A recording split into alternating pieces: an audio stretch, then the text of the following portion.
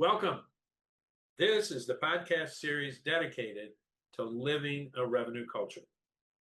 For those of you who've been with us for a while, you know that a revenue culture is when you are maximizing profit after optimizing your people in a low friction revenue context. For those of you who are new, if you just think for a second, you know you're never going to maximize profit if your people aren't optimized. But you got to be careful what you optimize them about. We all know companies who are really good at something, but they don't make any money. And then pretty soon they can't pay their people or they can't pay their rent and they're gone. So when you optimize around revenue, your superpower could be you're the greatest engineering company in the world that people will pay money for. And so we're going to help you figure out how to optimize your people around your superpower to produce value that your ideal buyer wants to pay you for. And so we bring you people from the real world out there doing this stuff. And today I'm really excited for two reasons, partially because Deb and Dan are people I've worked with for years, and I know they've got a great story, but the story they're bringing you, I believe, is part of the revenue future. Because believe it or not, their business is called Business Value Story.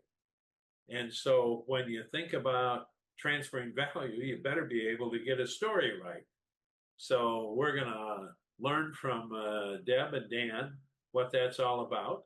And so let me introduce Dan Miller and Deb Krizmanich. And, Josh, where do you want to start with the questions today? Well, first off, Dan and Deb, thank you guys both for being here.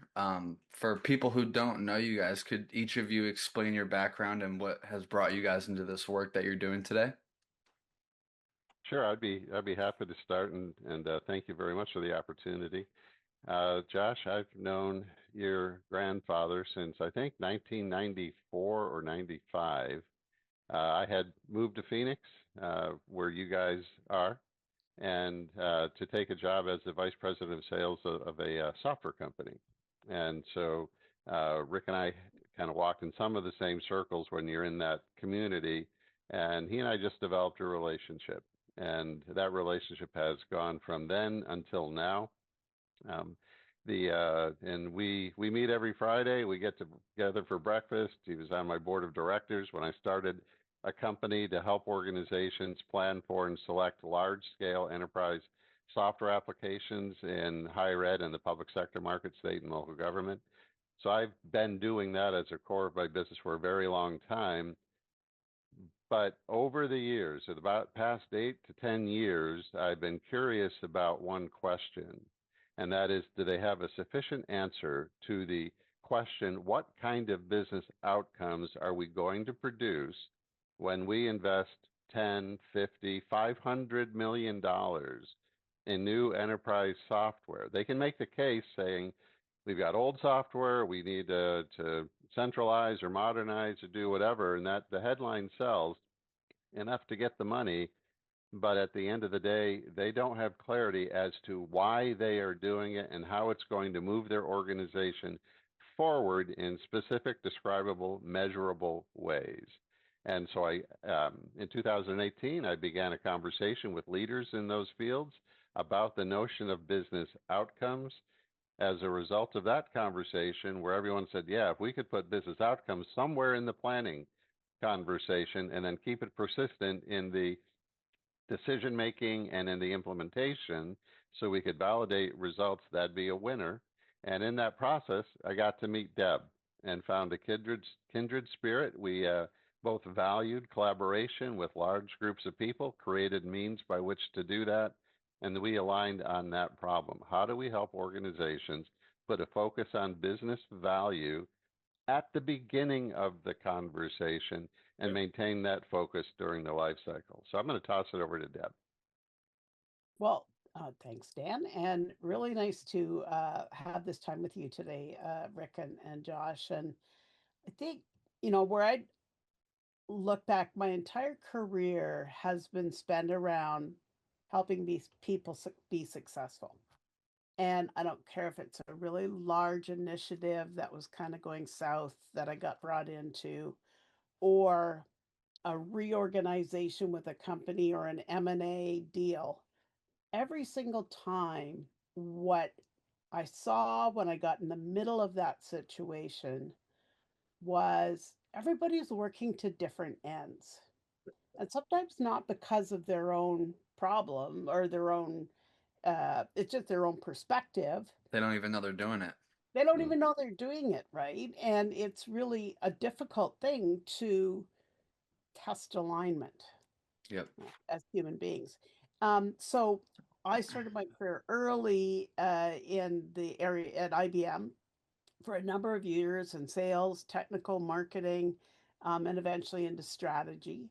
And at some point, I decided I wanted to explore a little bit more in the world and have now started or been part of the founding board of 4 different startups. And we've worked in the Middle East, in Africa, in the US, Canada, Europe, and across just about every industry. And the really interesting thing that hit me was I don't care what project or initiative I go into, 99% of the time, if I ask the people that are involved in that initiative what success looks like, I will get different answers from every single person. And that has been that, like, to me, that is the number one thing you've got to have in a successful project. If you don't have that common definition of success, there ain't no way you're going to get it to the end result of what you were trying to get to. And basically, that's what I'm focused on. I met Dan, and Dan and I were really charged on the same kind of path and have spent the last few years really developing a way for people to look at their significant investments, change initiatives, big revenue initiatives, go to market initiatives, M&A, and say, what does success look like? And have that be a discussion and a debate by all the key leaders that need to be involved to make it successful. And that's the lens that we've brought to the market. And you guys briefly touched on meeting together, but at what point, how did you two realize, that your guys' approaches fit together? What really had that light bulb go off? Well, the event that I mentioned in 2018, where I had a convening of leaders in the technology world, it was higher ed focus as a market, but generalized in its principles. So I had executives from software companies, executives from consulting and implementation firms, and executives from the marketplace, CIOs and CFO type people. And we had, they were all across the country, and it was a virtual event that lasted about 2.5 hours. And Rick had an acquaintance who had a technology that would allow us to be collaborative in the moment and have it be professionally facilitated. And it was a great experience, and it allowed people to consider topics, provide their input, and then provide their accessible feedback so we could see where the group was. And we were able to get from community to clarity to almost unanimity on the power of business outcomes, which became business value over time.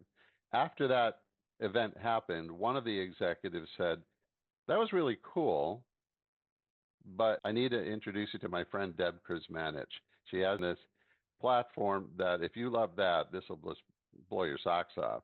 So I met Deb under that circumstance and was immediately taken with the platform. So I had professional jealousy around what she had created. I have a platform called Decision Director.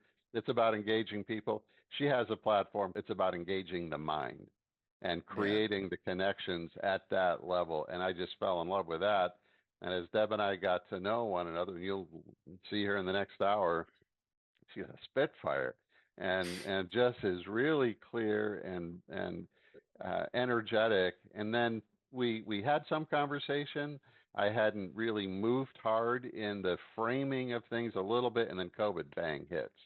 So COVID takes however much time that was out of the equation. So we reconnected back in 2022, caught up with one another, and she asked what I was doing, and I told her, and I said, "Remember that thing I did back then?" And we talked about it. I want to lean into it, and we talked about it, and Deb said, "I'm in." So we haven't looked back. Deb, what do you think? Yeah, that's basically how it played out. We'd been both really focused on um, that shared story of success in the form of outcomes. And the more and more we talked about it, we realized that there was something actually bigger driving that outcome conversation. And that is what we created in the form of the business value story, which lets people tell the business value story of their significant investments so that everybody is clear on what they're trying to achieve. Mhm. And what? Oh, go ahead. I was going to say, to frame that up, it might be appropriate for Deb to put sort of our central mantra on the screen for a moment. And I think this is true of every leader in every organization. And if it's not, it probably should be that the goal that we have as leaders is to get the greatest return from our investments. And I'm going to start at the far right side for a minute. What's an investment? We call them significant investments. They're complex. They probably are cross functional. They could even be cross organizational. Things like big technology transformations, operational change, big market growth, M&A. Oh my goodness, M&A is one of the biggest, or strategic partnerships, and then AI. All right, so those are the kinds of investments where we think is the biggest challenge from a business value story to get it right, or biggest opportunity. And when we say that, it's about getting the greatest return from those investments. So, greatest being choosing the best business value from what's possible with the resources that are available. Yeah. And there's an actual return formula, if you will.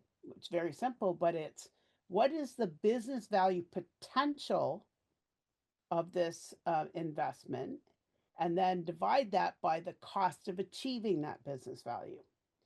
And both the numerator and the denominator have some really big challenges, right? So on the numerator side, the business value potential, until you get all of your significant leaders in a room, you can't identify all the potential business value that is available out there, because I'll be talking about one form of value, revenue, and and Joshua or Rick, you might be part of that conversation, and that might tweak for you. Oh my goodness, if we did that, it's going to generate all this potential over here in IT.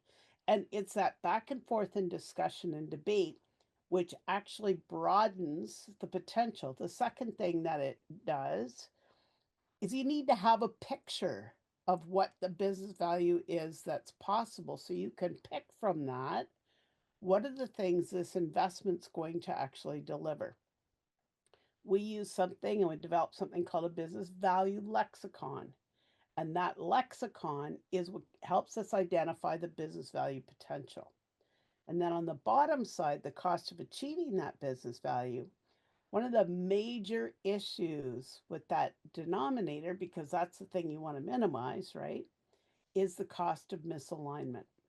And the cost of misalignment is absolutely huge. And if it was on people's books, I think boards would be pretty concerned about it. That cost of misalignment. Sorry, go ahead, Rick. Yeah, I can't stop myself. I love where you're going with this, because when we talk about maximizing profit, so many people can't even conceive of that. They're so used to, I told my board I'd get an extra million, or we do 2%. And, when that, it has nothing to do with maximizing. That's like, it's like kind of wimping out, and and then they don't make that, and you're giving them an intentional, strategic way to think about maximizing. And again, very similar language. We talk about cost of chaos, and when you're talking about the denominator, that cost of chaos just ruins the denominator. That is a really good analogy, a really good linkage. It is the cost of chaos. It's rework. It's how many times can you go through a project as a delivery person and have it fail because of stuff that you go, oh my God. And then it's like, I'm not going to stick around. That cost is for people and the market costs, right? Oh, So cost from a market perspective is huge. And and when you can't deliver, when you don't continually deliver against your investments, the market goes, we can't trust you. yeah, And the S&P will show that um, those organizations that have high trust from the market outperform by 50%. yeah. And so it is such a huge piece, that cost of chaos. I love cost of chaos. And Sorry. I'll add into that, Rick. One of the phrases that you coined that that always sticks with me is, how about we stop doing dumb things? How about we just stop doing the dumb things? Our participation in helping that happen is to enable people through our collaboration technology and the framing of what is possible, is to start focusing on doing great things. And that Yes. has the effect of highlighting where the dumb is. Well, the great Dan takes what Deb just said about the creativity emerging in the room when you get people to start to see the opportunities Right. that create something bigger than they could even conceive of before you started. And their brain's in a whole better spot when they go, holy cow, look what we get to do. Now the camaraderie, the team, rather than the defense or the whatever, it's like, we get to aim higher. Aiming higher feels a lot better. And guess what? It feels like when we began this thing, maybe it's that type of a company, or this is what I've wanted to do with my career. I wanted to aim higher, do better, create greater good, but my feet are stuck on the mud because we're all living in the swamp. How about we clean that up? And that's what that elevated view allows to happen. Yeah, absolutely. And Deb, we're going to um, have a conversation, because one of the things we measure, which is the same thing you measure, we just use different language. We look for the resources you're going to invest and what's the additional leverage they're going to create across the process. And, so I think we're measuring the same things. And I'd love to get together and see how we can combine that. But yeah, and we need to be thinking about that stuff because it's doable. It just cracks me up. Like, so you're going to invest $5 million of resources to execute against a significant investment. Why would you settle at it generating 75 million or 100 million when it could generate 200 million with the same resources? And it's just two things: get the right people in the room, and yes, it is the responsibility of leaders to participate in the shaping and scoping of that investment up front. And here's the kicker: when they're involved up front in defining the success of the initiative is 2 to 7 times more impactful. And secondly, the amount of rework later is minimized considerably, because people now have the guardrails or the guide rails to make decisions in delivery on their own, because they were laid out so clearly from a success perspective that they don't have to keep running back and forth to the executives to keep having meetings over and over again to make the same decision 10 times. Yep. Yeah.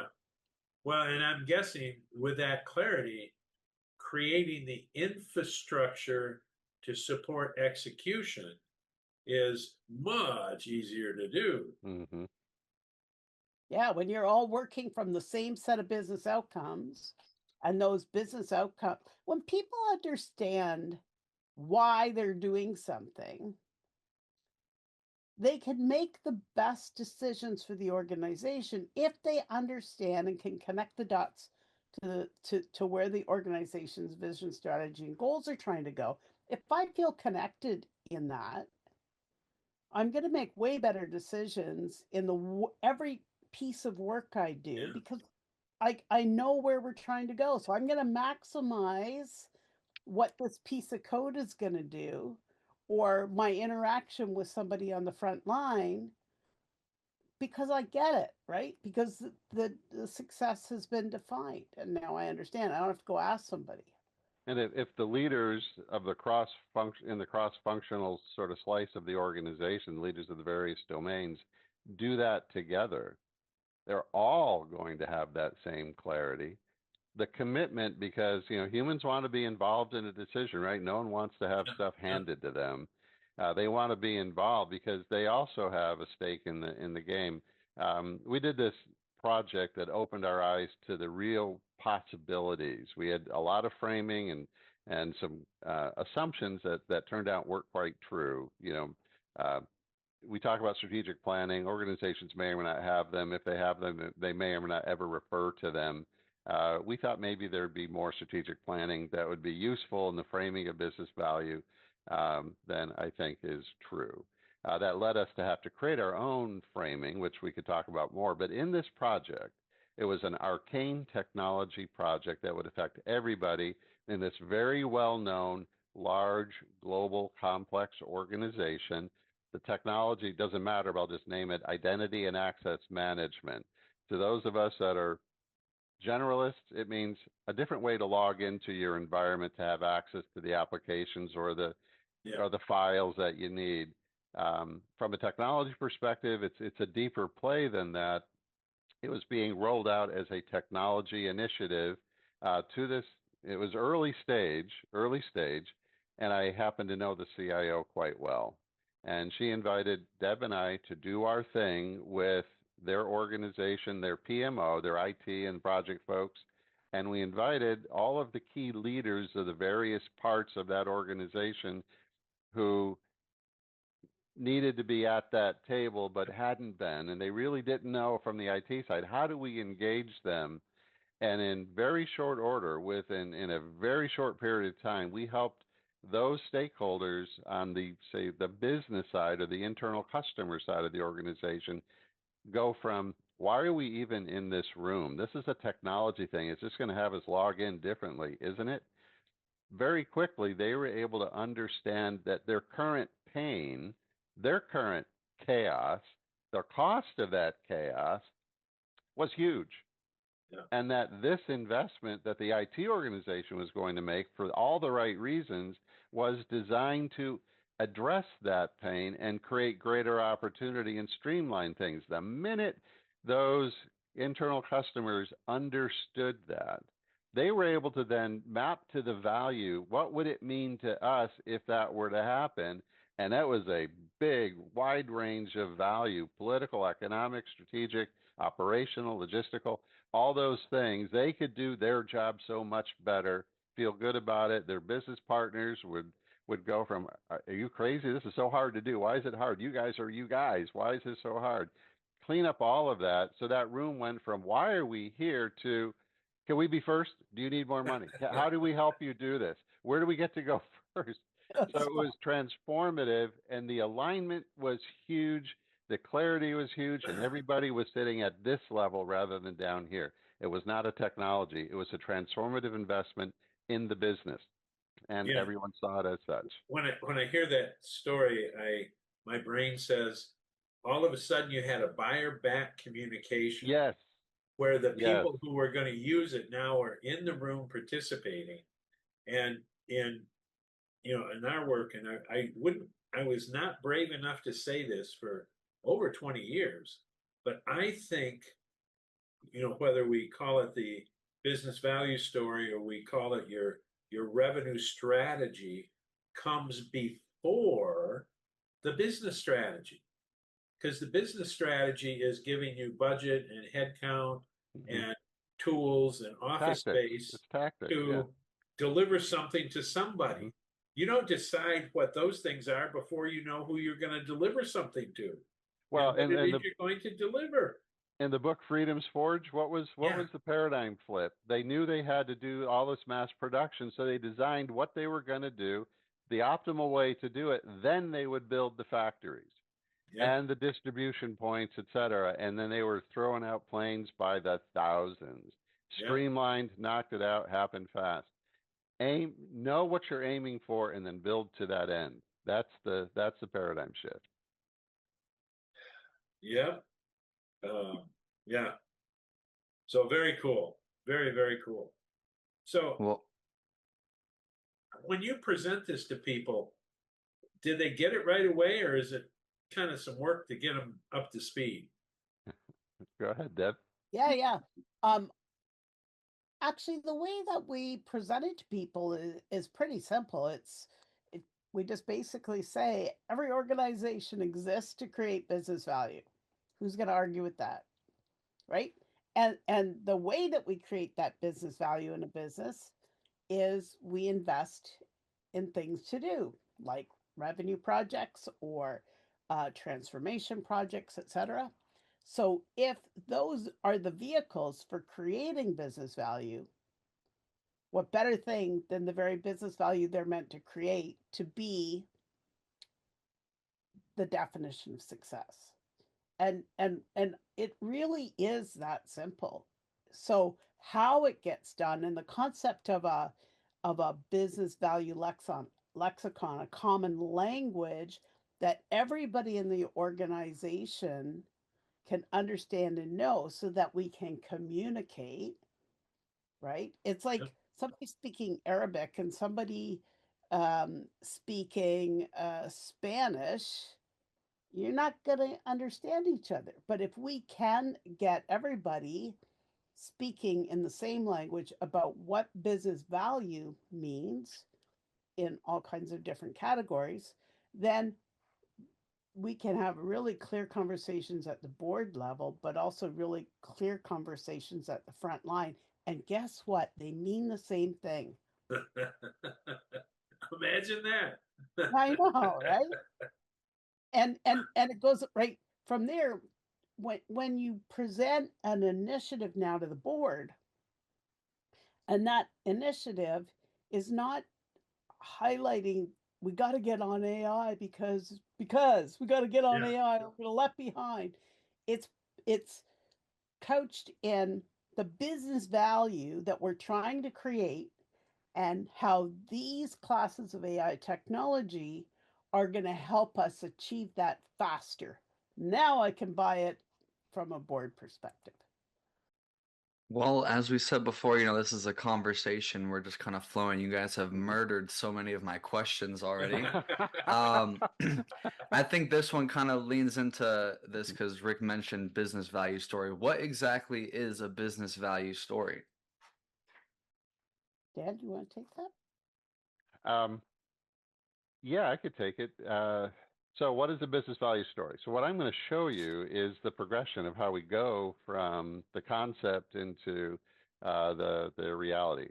Won't show all the different technologies, but I'll show you some of the end results of that. All right, great. So you're seeing the slide that Deb was speaking about.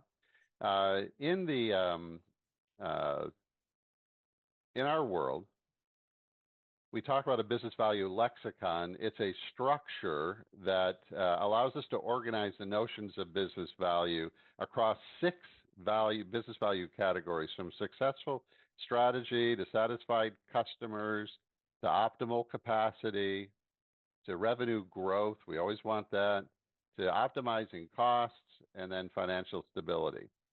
So each one of these has a definition so that people can get their brains wrapped around, well, what are we talking about if we're organizing the way to think about business value? So in this architecture, this ontology, if you will, are business drivers that associate with each of the business value categories. So it's a little bit more of a more specific breakdown, a general area of either investment, what do we want to lean into, or assessment. How well are we doing in this particular area from all of the different perspectives in the cross-functional cross-section of an organization? Everybody will have an opinion on that because everyone's affected by these things.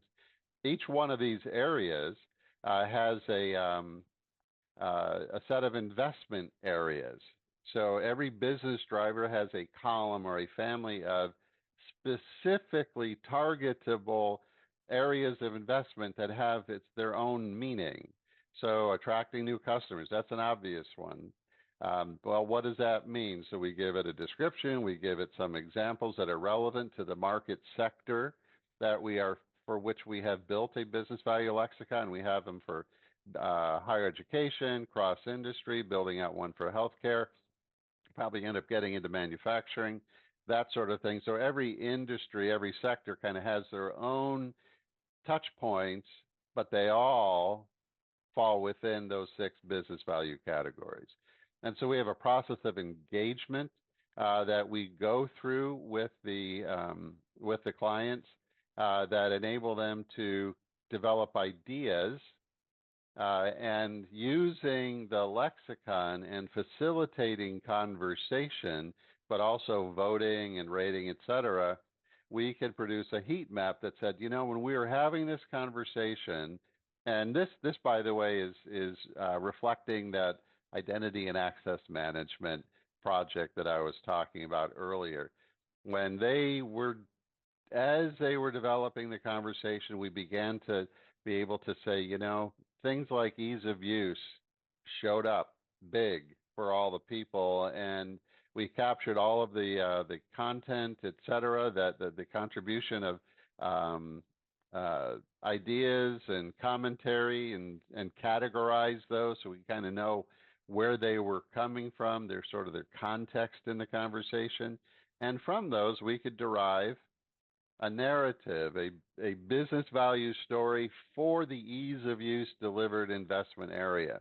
So there's a lot of richness in this lexicon, and we get to map the conversational input and feedback and dialogue. That's all captured electronically, facilitated via a very cool application that's called Create Studio.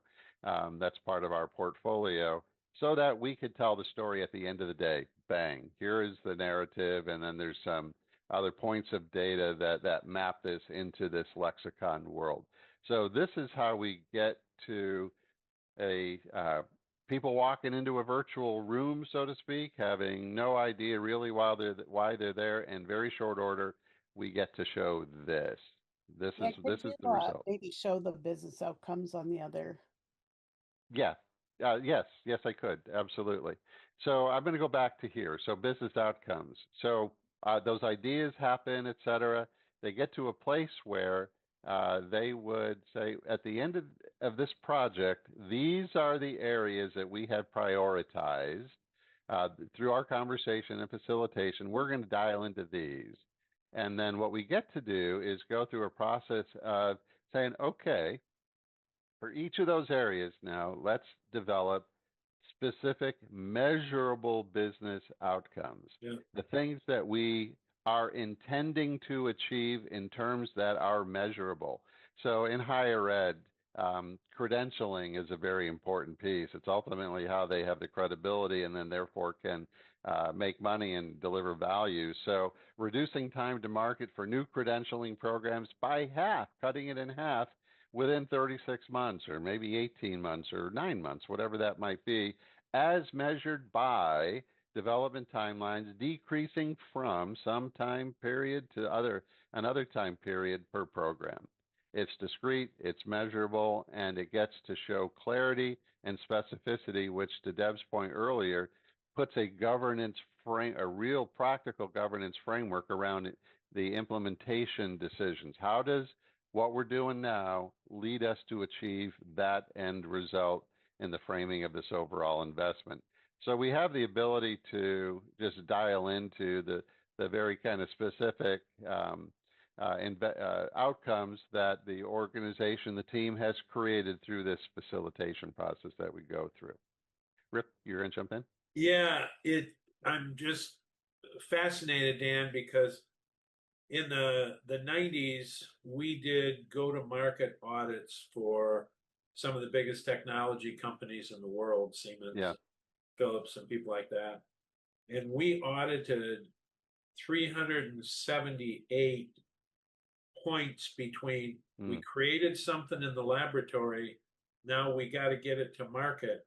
And what I'm realizing is your outcomes would be creating those 378 points that needed to be in place in order to get to market. Yeah, yeah. And what we learned was every point not under control added a week to a month to the sales cycle or killed the deal entirely. Absolutely. Yep. And so this would help people figure out, how do I build my go-to-market process? Right, and which ones are going to return the greatest? Which ones, we also look at risk, right? Which ones are problematic that we need to, the investment is to fix it and to make it better, more productive. It's a value chain. And if a link is weak or links are weak, it's going to break. And who's going to experience it? The customer. Well, the value chain is such a great language, because in effect, you're building the chain for revenue and value transfer that supply chain built to get the materials to actually produce the product. And people need to recognize that they're both massively complex. Let's just make it that statement. And the only way you get them simple is by doing something like this. Yeah, and supply chain emerged and became what it was because people began to link all the parts of it and give it language that we could all understand, and then be able to link the language in ways that we could then build process and evaluative measures and software to enable, et cetera, and ways to optimize consultancies that do that optimization. And so, your outcome requirements are every bit as real as theirs. Absolutely. They have to be. Great connection point. And I think your thesis at the outset, the revenue culture and revenue strategy is really tied very closely to business value, culture, and story and strategy. There's this very, very strong linkage, such alignment with that. Well, and you're creating the reality that a lot of salespeople had to make up because the company didn't do it. So salespeople have to make up these value stories and how they go together, and why it's important. But you're now making it systemic and repeatable and teachable and trainable. Yeah, and the customer is involved in that story creation. That's the thing. In the IAM example, the internal IT organization was the vendor, right? Yeah. They were the seller. They knew they had a mission responsibility, but they brought a solution that was going to impact their customers. What they did brilliantly, because they didn't know how to do it, was to bring the customer into the conversation early, to talk to align them up to the value this is going to create.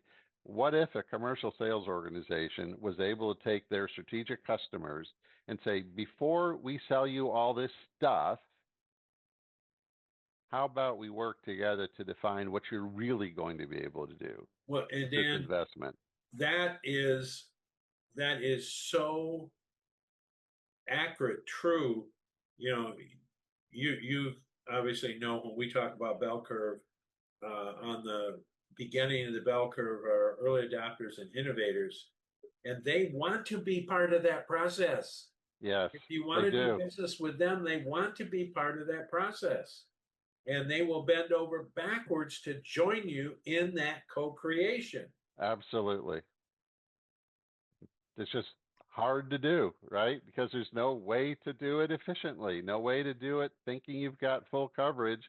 Deb and I are very clear-eyed that this needed to be created so that both sides of the market and their third-party enablers the integrators, the resellers, et cetera, needed to be able to have a way to get to a common business value story. That would accelerate clarity on value and accelerate transactions that actually produce results and create strategic customer relationships for life. That's the goal. We think this is going to have an impact on the acceleration of the market, its profitability, and shrink all those numbers that say 70% of these initiatives fail, or at least failed to deliver what they were expected or envisioned to be able to deliver for the very diagnostics that Deb was talking about, misalignment, et cetera. I'll show Josh the sort of the end of the story very quickly as a progression. So ideas, we take them through a process to harden the priorities, et cetera, and that's what's sort of standing out right here, culminating in the combination of, all of these elements. The checks indicated, those are the things that we are absolutely gonna focus on out of all the priorities we sort of got to. These are the focus areas, and then we could condense the story into a nice narrative, and you could imagine what the presentation to a board might look like, or to the PE firm that is holding the purses around, are we going to fund this new product development initiative or not? Whatever, however that goes. But what you're looking at here is the culmination of a very fairly rapid, very focused process of engaging the humans in a structured conversation, dynamically facilitated, technologically enabled to get to this clarity, to get to that story that's very condensed and poignant and backed by all kinds of data that they themselves were able to participate in the production of. Yeah, Dan, you mentioned time there, and years ago when we were doing that work I talked about a minute ago, we could be in some place for 4 or 5 months. Mm-hmm. How long does it take you to go through this process today? I'm going to stop sharing so we could see each other, and I'd like Deb to answer that question. Yeah, no problem. Business value discovery as like an engagement is ideally executed within 2 weeks.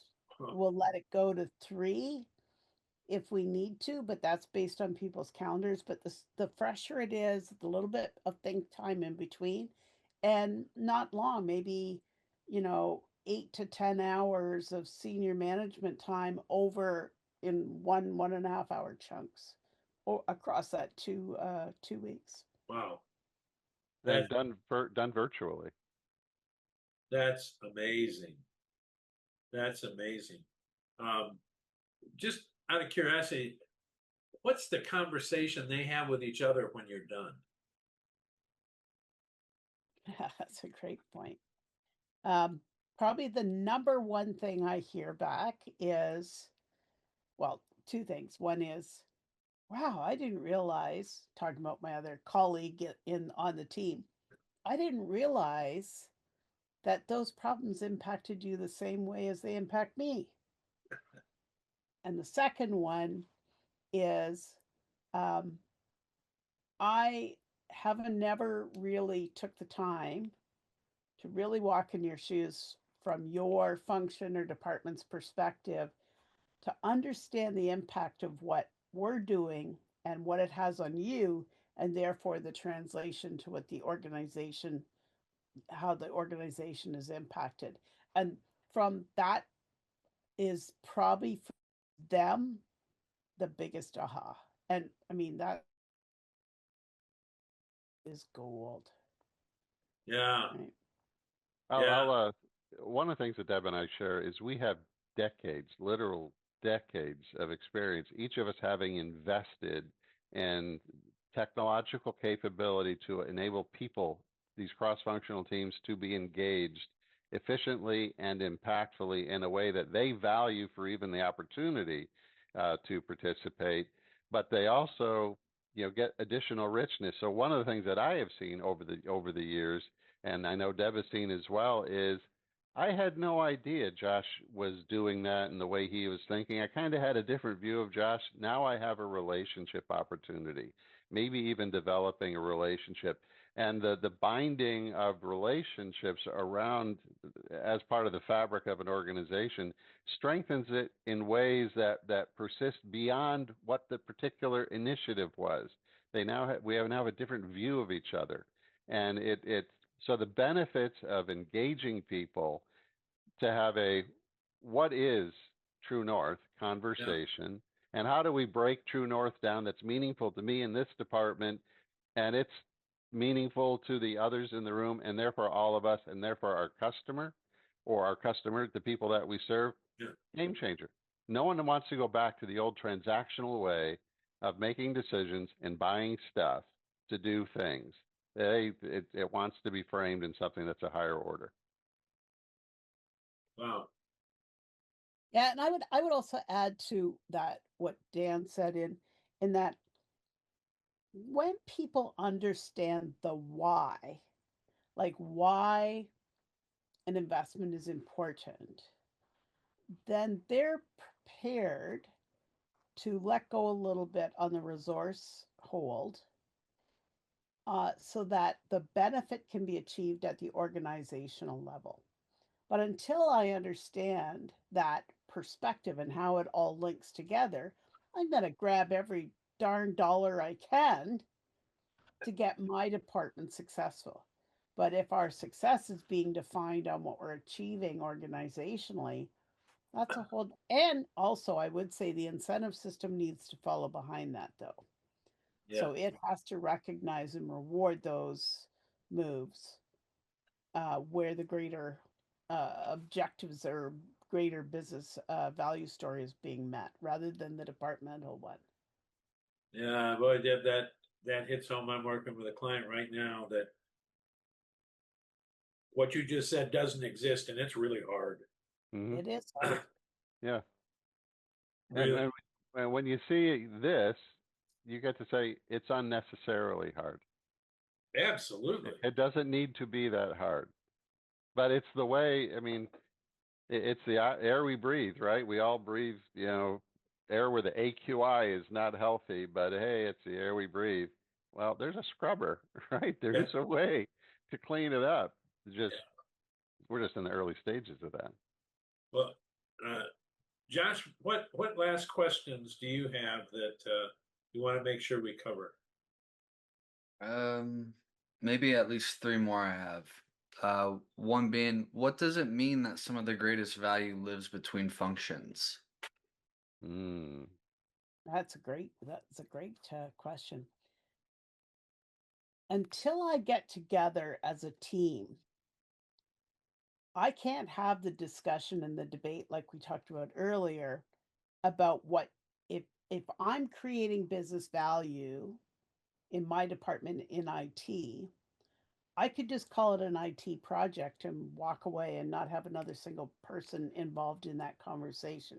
But when I have the whole team involved, all of a sudden that IT project goes to the point that we talked about with the IAM project we did just recently or a little while ago was now I can go, oh my goodness. What you're actually saying is that login is going to get my partners on board 6 weeks earlier than they have before. Therefore, they're generating revenue for me 6 weeks earlier. That is an example of the hidden business value. Until we have that conversation together, it's just an IAM sign-on project for IT. That's one you guys should be talking about all the time. Mm-hmm. Yeah. That's a very technical thing, but people can't lead with technology. Technology is the how. It's not the why. The why is getting those really important partners on board 6 weeks earlier. Now there's value in that, and I can count that value. Yep. And it's not that difficult to have that to turn a technology-based project into its why, into its business value why. You just got to get used to the language and be open to having those questions. That's the difference between going for 2% and going for maximum value. Yep. And then another must-ask question I have, What warning signs show that a business has moved forward without defining value clearly? Ooh, Gary. Oh man. Yeah, so I think there's a few. A really clear one is rework. So stuff happening over and over and over again on execution. Yep. Second one is that it takes the board a long time to say yes to the investment, right? Because they don't understand what that looks like. And I think that the third one is the length of your project management meetings. Right? So if there's constant debate about what the requirement is from the scope perspective, then it's not clear enough. It should be crystal clear what it is we're trying to achieve, and the requirement is going to fall from that. So those would be three for me. Dan, any others? Yeah, I would add, of course, it depends on at what stage things are at, but resistance to the initiative or resistance to the adoption by Yeah. the filter down people that are going to have to deal with it because you didn't ask me, right? And I don't know why we're doing this. I just know my life just got disrupted, or I have no idea why these people are investing in this sort of stuff. You know, the cooler chatter, maybe even attrition, maybe even that silent, soft attrition where people are just going, I just can't stand my job anymore, right? Those sort of things. Customer disclarity. You know, I don't know why you people just did that. I don't get it. You know, that type of stuff. So it's almost the human response to what should have been a human beginning. You know, because people need to be involved. So those are the factors that I think you look at. Um, and clearly, then there's other things like you know, if there are surveys and people saying this stinks, you know, this isn't good. There was not alignment to what really truly was good, and there wasn't a depth of excavation of all of that value, the hidden value that Deb was just talking about, and others at the beginning, which could happen. And ultimately, it's all about leverage. You get so much leverage when you make this small investment of time and energy at the front end to get really clear about what we're going to do and why. That can carry you for years in an initiative because they often take that long to get going if they're really big, and certainly to yield the results. We can accelerate all of that and bring down the pressure. I've got to ask, as I'm listening to you two, one of the benefits I'm hearing is other people, other departments, other initiatives will get leverage from your CRISP initiative because it will help them understand. And Deb, you talked about it earlier. Once somebody sees it, they go, oh, I can attach to that too. Yeah. And Yeah. so that's very cool. I think one other one, Josh, that I'll highlight that a lot of people don't think about is also as a solution provider. So if you sell product as part of your mission or offerings or whatever it is in the marketplace, and if you describe those offerings to your customers and the market in feeds and speeds and great capabilities, half the time the customer is going to go, huh? And they can't make the connection to how that's going to help them.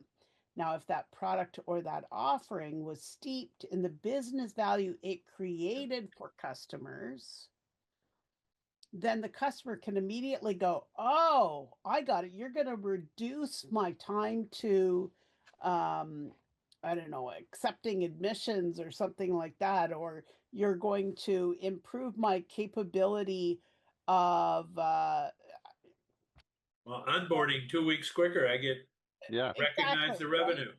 Right. So all of a sudden, bang, I can understand what your solution is going to do, and therefore I'm going to be able to get it approved a lot faster. You know, Deb, you just, I can't stop myself. You alerted me to one of my lifetime sales stories is if I come and I pitch you on speeds, whatever that is, first, I have to hope you care enough to listen. Secondly, I have to hope if you listened, you understood what I said. Third, I have to hope you understood it as I intended it. Fourth, I have to hope you understood it as I intended it and know how to apply it. And then I have to hope you understood it, know how to apply it, and can think about what your monetization from application is. Yeah. Now, if you're any kind of salesperson at all, you already know you're never going to do that again once you understand it. Right. You're absolutely right. Like, what better thing to, I'm going to help you drive revenue by increase revenue by 20 points. I'm going to reduce the amount of mistakes that you're making in collection of X, Y, and Z, which will translate to X. If Yeah. I get it, I don't really care about how. I care as the customer about the why, right? Yeah. I may care about the how later, but I don't care Yeah, about it now. correct. So you had one more question, Josh? Yeah, so to end this off, and hopefully this is good closing statements from the both of you, what first step should a leader take if major investments are not producing the expected return? Go ahead, Dan. I'll defer to you, Deb. Oh, you can defer to me. Yeah. I'm going to say get a business value story going. I mean, really, it's to ask yourself, oh, here's a great diagnostic. Okay, Josh, we can do this. All the people that are responsible for delivering or operating that investment, I want you to pull them all into a room, virtual, physical, I don't care. I want you to take out a pen and one piece of paper. All right. And then I want you to set your timer for 3 minutes. And I want you to ask those people to write on that paper what the successful conclusion or end result is going to be of the investment. And then I want you to collect all the papers and see how many are the same and how many are different. If they're all the same, you're on the right path. If they're If all they're all different, different, we give you a call. yeah, that's Yeah, exactly. exactly. And I was going to go similar path on that, but add a dimension. In the same breath, say, given what you understand of the initiative right now, I want you to rate on two factors. One, value to the organization and yourself, so maybe that's 2 and 1, Yep. and then likelihood of succeeding. And you're going to get Of achieving that business value. yeah, Yeah, exactly. Exactly. That's a simple exercise, and the diagnostics are going to be, I think, breathtaking. Great. The teacher in me wants to congratulate you two on the the business value story as a brand, because when you answered the question Josh asked, you were a little reluctant because it was your company brand. But the truth is, everybody in the world should know what their business value story is. It just happens that's your brand. exactly. Like, I've even had departments go, wait a minute, we could write a business value story for our department. Yes, you could. We could write a business value story for this role. Yes, you could. It is just we're focused on investments, but you could write it at almost every level, Rick. Very insightful. Yeah. Yeah, and I think that's part of the message I want the world to get. You have to know what your business value story is, or you can't figure out your ideal buyer and preview for them what it'll be like in their world so they can say, oh my gosh, I got to do this. Yeah. Everybody's got to figure out this. And in this language, it is about the value you're transferring. Right. Big time. So, Wow, very good. Thank you so, so much for this. This has been fun. so yeah, what's your takeaways? And we'll start with Deb and then Dan, and then I want Josh's, and we'll see what we got. Our takeaways from this conversation to me would be I think there are so many organizations and people struggling with how to maximize the investments that they're making, especially in this context right now and the times that we have, that I hope what we've been able to do is show people that by articulating the business value of an investment, that it is the great unifier, right? It is the thing, and I get excited about it because I love when people can achieve great things. And that it gives me goosebumps to be able to help people do that. And I think that from my perspective today, you've really given us an opportunity to share that story with a number of organizations that are probably struggling with a lot of that today. So my takeaway is actually a thank you for the opportunity to chat today. Mr. I Miller. would, yeah, thank you. And first of all, thank you for the opportunity. I echo Deb's gratitude, but also her summation. I have two core takeaways, fundamental takeaways from this conversation. One is to reinforce that apparent, but now it's becoming a bit more crystallized, the alignment between revenue science and business value story, and beneath us is alignment science. Those are two very well aligned things. They both serve the second. And the second is this: revenue and ROI, those sort of things, people could say it's a numbers game. Let's focus on the numbers. I want to talk about the numbers. We think the greatest power in organizations, since they're made up of people, is not talking about numbers are a measure, right? But how do you engage the brains of these people who show up, who really would desire to do a great job, to be able to be part of a great thing? How much value is unleashed when you enable that to happen? So it's not a numbers management game. It's a connecting the minds and creating the possibilities, and then defining what we're all going to go and do together. Everything else will fall out of that on a measure or an order of magnitude so much greater than how most businesses are currently operating, because they don't know a different way to operate. And we both get to crack that code and provide that access, and then that experience, and then that result, and then that's when the wave really starts to happen. So I'm energized. I love what we get to talk about, but I'm even more energized even after this hour talking together. Thank you. Thank you. Joshua, what did you get from today?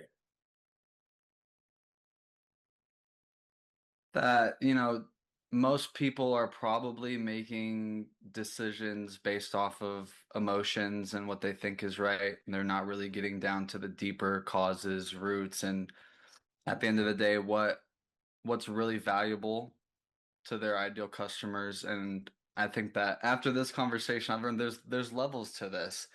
And before, we talked about all the different value hidden behind smaller functions. So I think just appreciating the process and figuring out what works best for you guys. And if you don't know what that is, get in touch with Deb, Dan, myself, or Rick, and we're here to help you guys. Well, thank you, Joshua. And I got a bunch, but two that just came in this last 2 or 3 minutes. Deb, I love the great equalizer statement. I think that's one we all should talk about, because what we do, both organizations and collectively, is we equalize the value both for buyers and sellers and for the people on the teams. And, that didn't exist, to my knowledge, before this kind of conversation. So I just love that. And then, Dan, the other thing, when you were talking about the people part, I'm always going to extend it one step further, and that's out to the people who are our ideal buyers. Mm-hmm. That their emotion and their human drives and needs plays into this as well as our staff and our leadership. So those are great pieces for me. So I want to thank everybody for being here today. For our audience, everybody's contact information is on the screen, and I strongly suggest reaching out to Deb or Dan, or of course, as Josh said, to he or I, and be here with us in 2 more weeks when we do it the next time. And I just thank everybody and really appreciate all that I learned today. Well, thank you, Rich. Everybody. Rick and Josh, thank you very much.